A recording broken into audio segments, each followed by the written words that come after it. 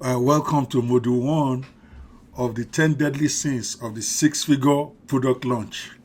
The avoidable mistakes of a product launch that will cost you money, destroy your brand credibility, and make you cry. Literally, I went through this experience after having what is arguably one of the most profound and most successful launches on JV as a first-timer.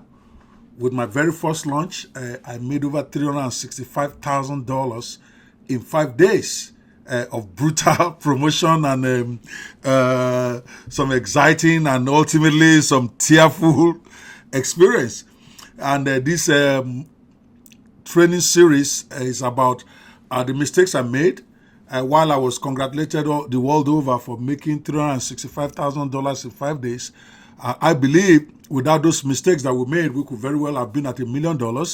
And then all the tears and all the stuff I had to go through, the pain I had to go through, were pains that could have been avoided if only I knew about these mistakes.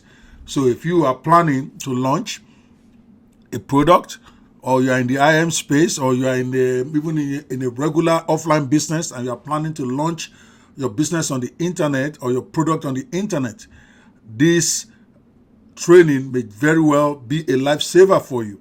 So you want to take notes, you want to watch it over and over again to make sure that when you go into your launch, you do not have to deal with what I had to deal with. This is a live example training. It's basically like a review of what happened in my launch, the Mobimatic mobile app builder. I launched a mobile app builder on the JV and it did very well by every standard, did more than 95% of all product launches I've ever done, but I made some monumental and some major mistakes that are still haunting me even now. All right, the fact that you have a successful launch does not mean you didn't make some fundamental mistakes like I did. I could have made $1 million instead of $360,000. All right, so what are these? Number one is a failure to completely finish and test your product. All right. Now, before I launched, I had a lot of veterans say this. I read it in books, but I probably didn't even appreciate what they meant until the bullets started flying in the marketplace. All right. This will be a fatal mistake that will cost you a lot of money and cost you friends and cost you a lot of pain. You have to completely finish and test your product at least 60 days. And when your product continues to show a little bit of glitch,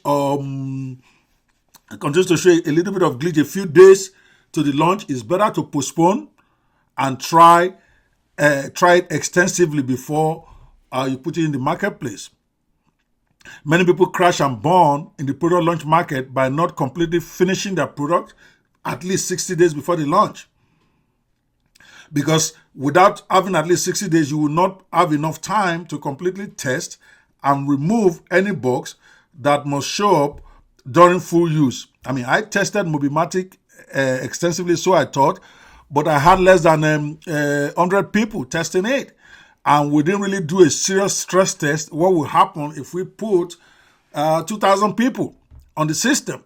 So it worked well with very few people, but we didn't think of doing a simulation or a stress test for up to 2,000 or 3,000 users at one time.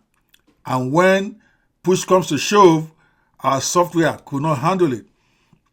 Even when products are tested like we did, okay, we didn't completely eliminate the bugs before the launch day. There were some little bugs here and there that showed up, particularly a few days to the launch, but my techies kept assuring me all that they would take care of it overnight, and I believed them quite wrongly, and we're going to come to that in a minute.